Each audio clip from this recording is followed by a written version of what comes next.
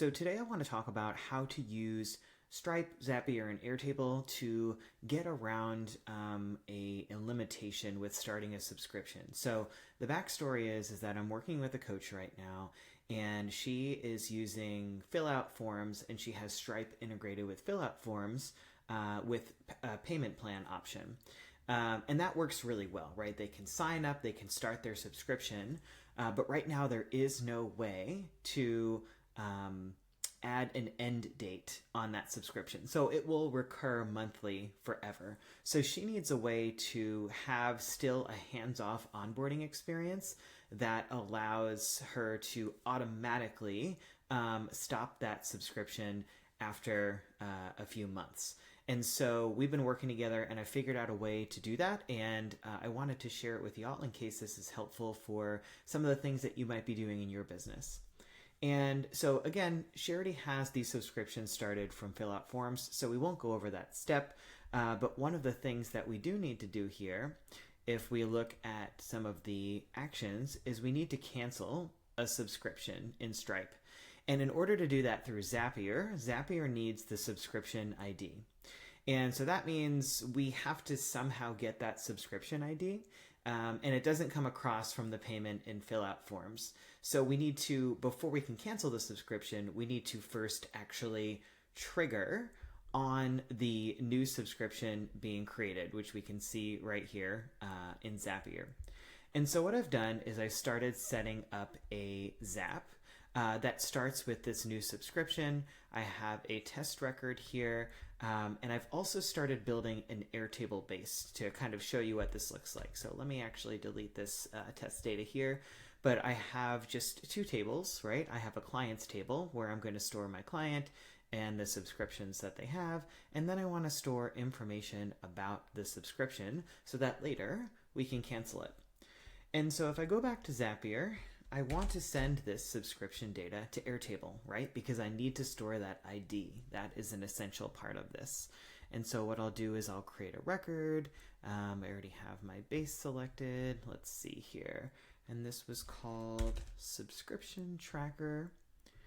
And the table is subscriptions. And then it's actually going to show me all of the columns that I have here in Airtable within Zapier so that I can decide what information from Stripe I want to put in each of these fields.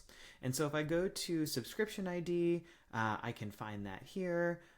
For the client, I can find that here. And this information dynamically changes. If you're not familiar with Zapier, this information will dynamically change every time a new subscription comes in. So it's not going to write the same ID, the same email. It will change based on the information from that description. And then we'll get an amount here. So I just made something for $500 as a test. And then the start date. So if that doesn't come across, which it might not here, let's see. Oh no, there we go. There's the start date. We can put that in. We're going to leave end date blank for now, and I'll show you why.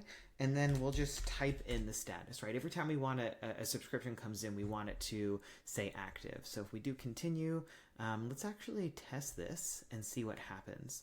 And when we test this step, it's actually going to send a record to Airtable, which it confirmed. And if we go to Airtable here, okay, we can see the subscription ID, the client, start date. The status didn't come across though. That's interesting. Let's take a look at that. I'm not quite sure what happened. So let's go back to configure. Yeah, that definitely should have come across. Let's test again.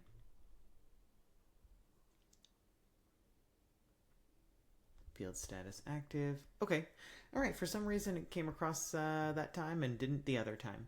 And we can also change this formatting here. Maybe we want one less decimal place so that looks a little bit cleaner.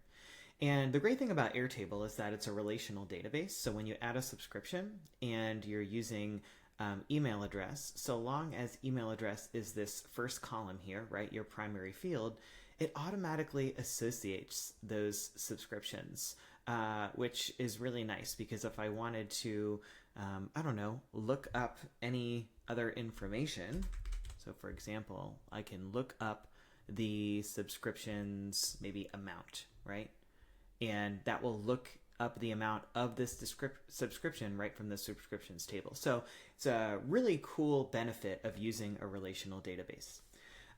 So the next thing that we really need to do here is, now that we have this subscription Zap running, I haven't published it yet, but essentially it does what we need it to do. This is where we need to use an Airtable formula, because if this is a 3-month subscription, I need to calculate 3 months into the future minus 1 day, right? Because I need to stop the subscription before they're actually charged for the 4th month. And so if I look at this formula, you can see what I've done here. Let me see if I can zoom in a little bit so you can copy this or take a closer look if you need to. But it's the date add. We take the start date, we're adding 3 months, and then we're subtracting 1 day. So that is how that formula works. And then again, some Airtable magic here is that you can create filtered views.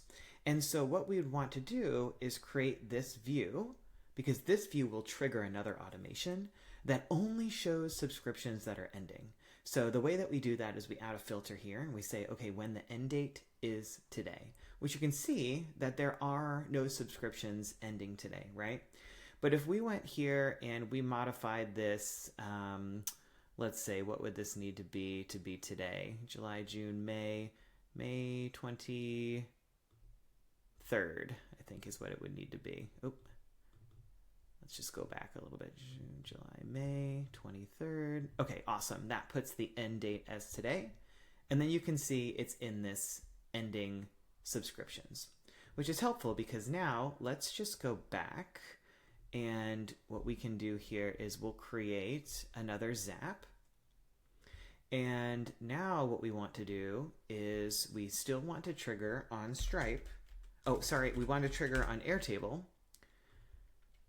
And the trigger event is when there's a new record in, let's get the subscription here, in the subscription tracker, on the subscriptions table. But this is where we can limit things to a view. So that view that we just created, ending subscriptions, we're telling this Zap, this automation, to only look in this view to see if there are any ending subscriptions. And this will actually automatically tell the Zap when there is a new ending subscription. And so we can continue. And then if we test, we should be finding this information right here. And so let's go back.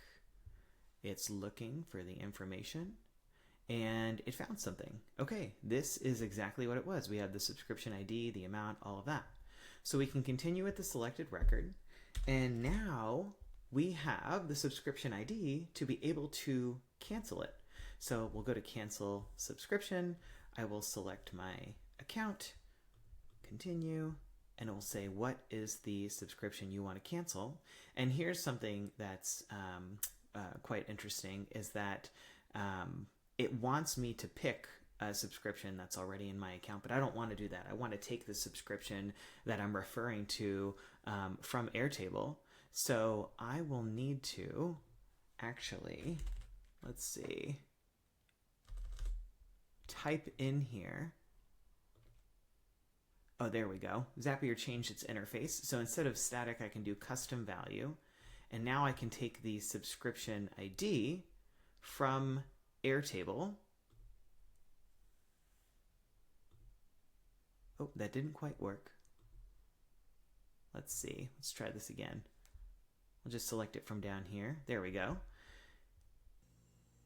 So I'll configure this. Then all I need to do is test the step, which we'll skip for now because I'm using some test data.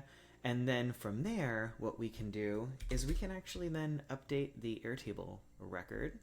And let's do update record. Continue. It's going to ask me to put this information in again. And the subscriptions. So what we want to do is choose the custom value. And we want to choose this record. We want to update the same record that triggered this. It's the same subscription record.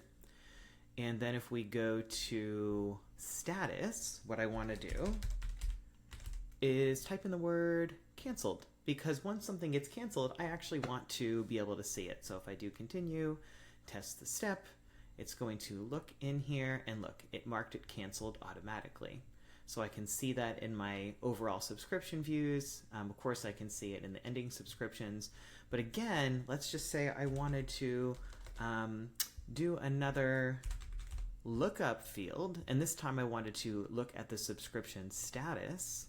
Here's an easy way for me to do this. So I don't have to look at my client, try to find them in the subscriptions, figure out if they're active or canceled or anything like that.